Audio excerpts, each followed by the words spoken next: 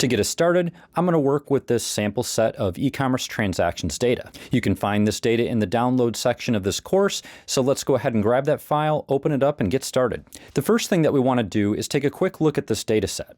What we want to do is review the column names and get a general overview of what this data set is and what types of data it contains. We have what appears to be transactions data, which is what we'd expect in this type of file, and we have our order date, we have our quantity, we have some pricing fields, and things of that nature. Now, based on this data set, we can start making a few assumptions about the data, and we can start asking a few questions as well. Seeing that there's a total field along with a tax field and a subtotal field, we can probably assume that the total field is going to be the total amount of the subtotal plus the tax. Because there's a quantity field, we know that multiple items could have been purchased during a transaction, but we don't necessarily know how this impacts the subtotal or the total fields. If we simply look at this first record here, we wouldn't know for sure because there's only one unit being sold. But if we scroll down to this item here, we see that there are 8 units sold, and then we have that item price. So when you look at the item price times the number of units sold, we get the subtotal amount. So our assumptions make sense. Now the other thing that we see here is the list price per unit. On the surface, this might sound like it's the sticker price that you would see physically located on the product, and then the purchase price we would assume is going to be at least the same, if not lower, than what that sticker price is. Now the reason that we might be making that assumption is because when you go to the store, you might see a sticker price on the product, but when you get to the register, there was a sale happening, so the price is actually lower than what's listed on the object.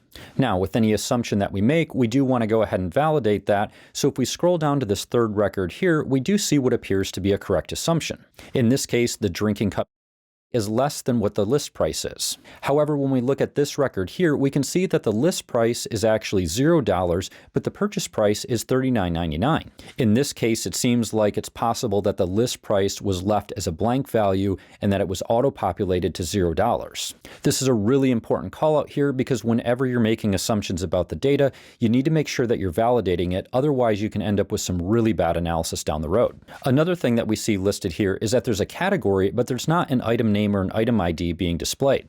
Now this might seem a little strange because if we were to go to the grocery store and buy something and then look at the receipt, we'd expect to see an item name or an item number and then a description of what that individual product was. In this case, our data doesn't show us that information. Now this isn't necessarily a bad thing, it's just something that we want to observe because when we start getting into the data, we might want to look at that item level data, but we just don't have it in our data set and there's not a whole lot that we can do about it here.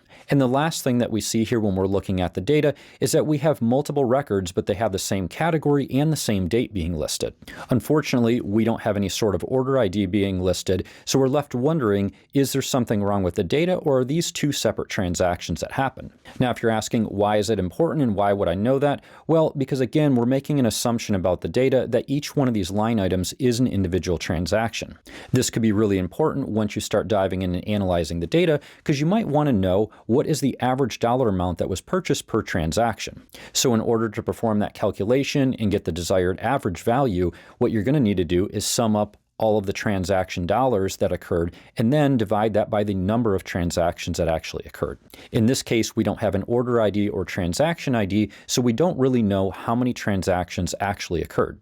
In our case, we could easily make an assumption that each one of these lines is an individual transaction, but again, when it comes to assumptions, you want to be very careful about that, and you want to make sure that you validate this data against the source data to make sure that your assumptions are correct.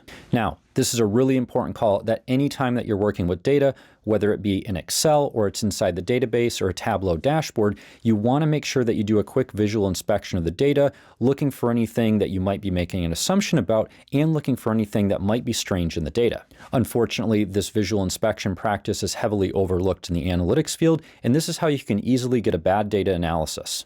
Now that we've taken a quick look at the data inside of Excel, we can start diving into some of the common functions that you're going to use as a data analyst.